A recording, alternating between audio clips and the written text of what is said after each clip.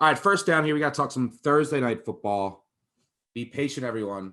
There is Maction coming. Soon there will be Wednesday night football. But for now, we only have Thursday night football. But we have two games this weekend. Let's say that again. Well, we have two games this Thursday, which is nice. Coastal Carolina. By the way, where is our guy, the caller of the year?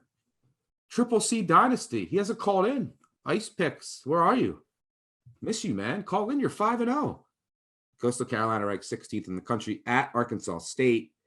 Arkansas State just got done a whirlwind tour of the country. 3 straight road games. Gave up 60 points to Georgia Southern. Scary before you're about to play Coastal Carolina. Arkansas State at home. Short week after 3 straight road games. Oh, it's a tough spot here. Anything here? I don't see how you're not playing Coastal Carolina, even if the projection is Coastal Carolina -21 here, and it's probably going to be higher. But there are so many things in the advanced numbers that are just unbelievable discrepancies. I mean, for example, Coastal Carolina, number 1 in passing down success rate and explosiveness, 128th for Arkansas State. You want to get into middle 8, how the coaches are doing when there's 4 minutes left in the first half and 4 minutes in the start of the third quarter. Coastal Carolina is 2nd in the nation in point differential. Arkansas State's 129th. That's just flat out coaching. And then the biggest discrepancy, tackling grades. Coastal Carolina top 5 in the nation. Arkansas State bottom 10. I can't make a case for Arkansas State, especially when they rank dead last in finishing drives on defense. This is a coastal team total. It's going to be inflated. Everybody's going to be on it, but that's the only way you can play this. And the other game on Thursday night is 4-1 Houston at Tulane, who's now 1-4. I cannot stand this Houston team because I came into the year so high on them, and I bet them against Texas Tech, and they were up 14 at the half and didn't do anything in the second half, and they've been great since. And they've just been blowing teams out, and I was like, all right, maybe this team isn't as good since that second half, and I downgraded them, and I shouldn't have. So they've been a tough nut to crack, but they're now 4-1. They beat Tulsa by 35. Extra day of preparation here. Anything? Houston at Tulane? Yeah, I mean, Houston is the look here for me. This is a line that I project at about Tulane -2.5. And Houston is going to be the look. There's about 15% precip in the forecast for New Orleans, so I don't think the weather is going to be a big factor. But when you look at the advanced numbers up against each other, I think there's reasons to suggest that I would want to take an under, or I would want to take Houston getting some points here. Major advantages, top 30 for Houston, everything from the defensive splits, from success rate and explosiveness and standard downs and passing downs.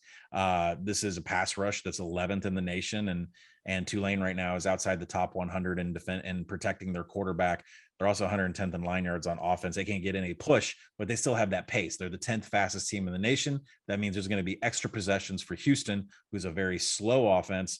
Another big tackling misgrade here. Houston's top 30 in tackling. Tulane is 120th.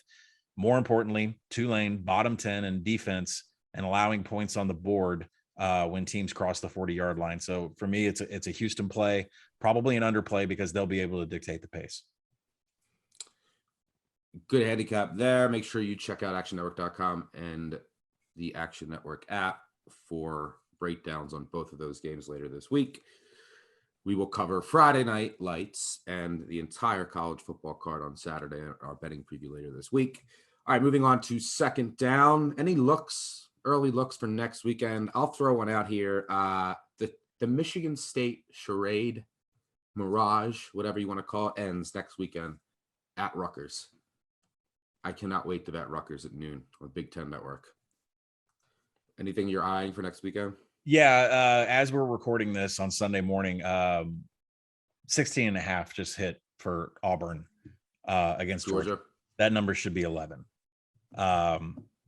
I could see a reason. Oh, next season, baby. I could see a reason why you would make Georgia -14, but 16.5 is way too much.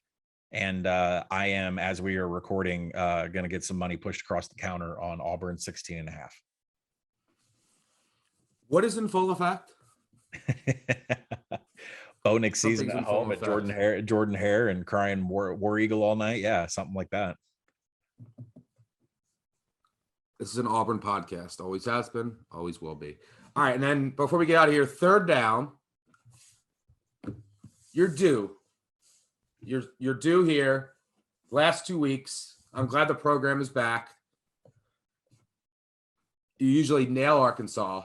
I am rolling with you. Maybe you don't have a take yet, but early thoughts. Arkansas, Ole Miss next week. Well, Arkansas is going to try. I mean, these are two teams that, got blown away. And so we're going to see how they're both going to respond. There are offensive advantages for both teams. Arkansas is going to be able to establish the rush. Ole Miss is 91st in rushing success rate on defense. Line yards, they're 70th. So Arkansas is going to be able to dictate pace and run the ball. Ole Miss, on the other hand, is going to continue to make this a lightning round on offense. And there are reasons to think that they're going to have a ton of success with Matt Corral. And I think the offense is going to get back on pace. I think an over for me. I don't know how I have this projected around like 55 on a total. But I think an over for me is the best way to play this because both teams are going to be able to score when they get into the red zone. Both teams are going to be able to dictate what they want to do on offense. All right, make sure we'll talk more about that game. It should be a fun game at the minimum. We have a lot of exciting games next weekend. This slate was very enjoyable. Next weekend slate also very enjoyable. We're starting to kind of get enough data to work with. This is our time to shine at this point in the year. And we're seeing the teams who are frauds, and we're seeing some cream rise to the top. And we're seeing that Clemson still stinks. So thanks for listening. As always, Collin, thanks for joining me. Voicemails are better this week, people. Call us out in our bad takes. Don't forget about the voicemail line, 959-BAD-BEAT. Cry, whine, scream, yell, anything you need to get out. You just want a therapy session? I call sometimes. Talk to our producer, Mitchell, and give it a call. It's always open. But thanks for listening. Make sure you subscribe, unsubscribe, subscribe, tell a friend, tell an enemy. Leave a review. Please, it really helps us out. We'll send you some gear most likely. And it's time for us to go find some winners. We'll catch y'all later in the week. Cheers. Peace out.